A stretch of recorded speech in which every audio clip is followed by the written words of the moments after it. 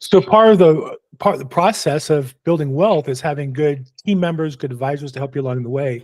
And one of the companies that's been a great team member for me along the way is Gerber Kawasaki. It's a wealth management firm based in Santa Monica. And my particular representative is Daniel Mezzera, and Daniel's helped me make my contributions and transfer money from one company to another. And so I just want to introduce him to you, those of you looking for additional services. Daniel, thanks for taking time today. Great. Thanks for having me, Bill. How'd you get in the business?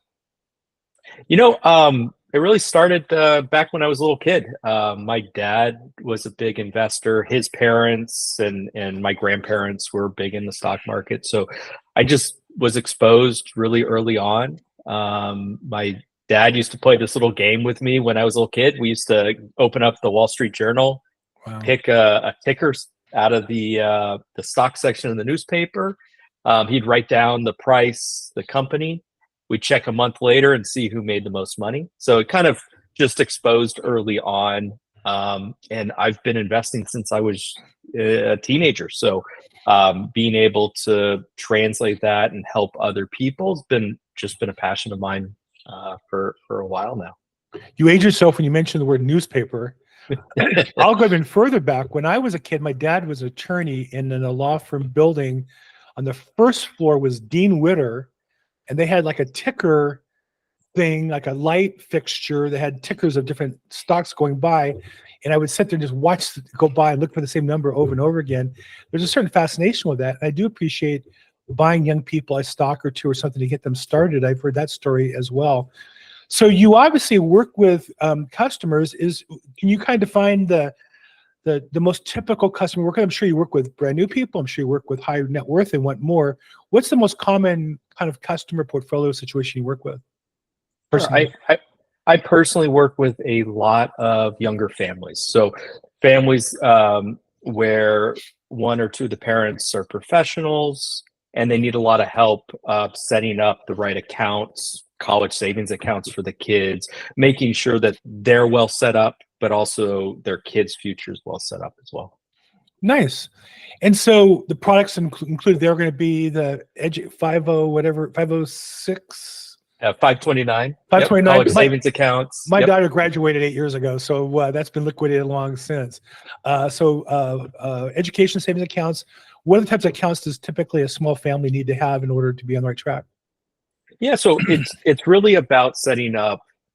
I kind of look at a good financial plan in different buckets. So they need to have a good short-term plan. That's having an emergency fund in the bank. I typically recommend families have about 3 to 6 months of expenses in the bank.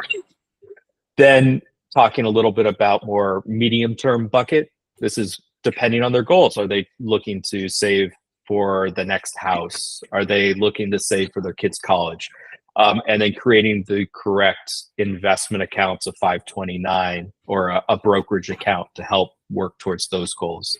And then ultimately too is making sure that the parents are on track for a good retirement so that they don't kind of put that on their kids down the road. So making sure that they're using their 401ks at work, IRAs and other types of retirement vehicles for the future. Now, I'm sure you talk to people who are nervous about having money into something that you have in some ways so little control of. You might control the account and the administration of the money, but ultimately you're turning it over to some other entity that's going to do something with your money. So how do you help people kind of feel comfortable with that process as they start growing their wealth? Sure. That's something that a lot of people struggle with. There are very few investment vehicles that are guaranteed. So when you're investing in the stock market or the bond market, there are volatility and fluctuations. And it's really about creating an investment strategy that you yourself are comfortable with and something that you can stick with over the long period of time.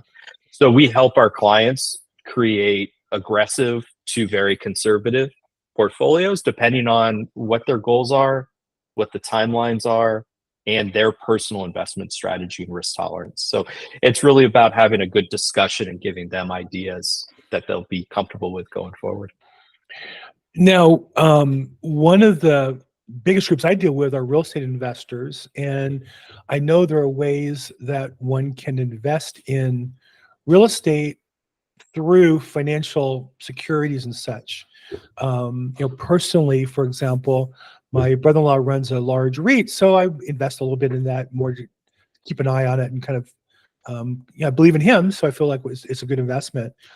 Is that something you get into with customers, specific investment vehicles? And I know you can't really talk maybe specifically, but in general, are there products or methods that people who they like a particular industry can participate in like that? Definitely. And REITs are real estate investment trusts, and it's a way for investors to use the stock market as a way to invest in different commercial or single family homes, things like that. And it's definitely an area that most people have some exposure to, either through their own home or through these REITs. And certainly we help customize these portfolios for our clients to really kind of focus in the areas that they feel confident in, that we also have conviction in. So REITs are a great way to do that. So there are a lot of companies in the wealth management field, particularly here in Southern California. I came to you through a family member and kind of learned about your firm, learned about your founder, or I guess one of the two founders, but I learned more about, got comfortable with it. How do you see the competitive landscape? Why should somebody choose to work with you and or Gerber Kawasaki when there's so many different opportunities for companies to work with? Yeah, sure. So there's a lot of great companies out there. There's amazing advisors all over the country. When people are looking around, I first recommend that they really look to make sure that their advisors are fiduciaries, which means that they have a legal obligation to put their clients' interests first. And then the second thing is, I think there's a lot of value in having an independent advisor.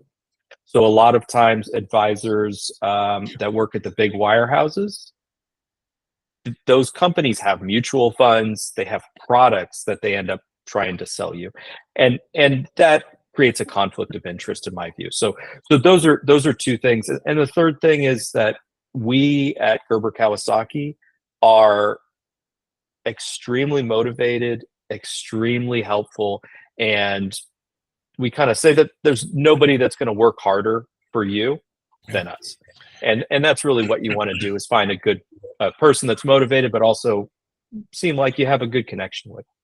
So obviously it gets down to really meeting an advisor you feel comfortable with, and the deeper, more information you can share, the more they can offer you opportunities. So if somebody wanted to meet with you specifically, Daniel, what's the best way to, meet you and get in contact with you and start that process? Sure. The best ways would be to reach out through our website and ask for Dan Mezzera. Also email at dan@gerberkawasaki.com.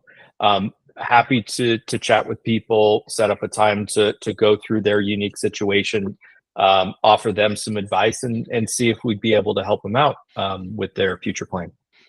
And geographically, you're located in Santa Monica near the airport. And so I know for those of us on the west side of LA, that's a convenient spot.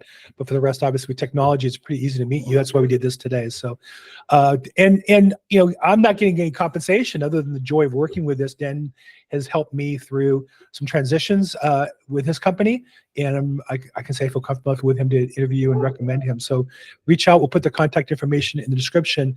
Daniel, thank you so much for your time today. I really appreciate it. All right. Thanks, Bill.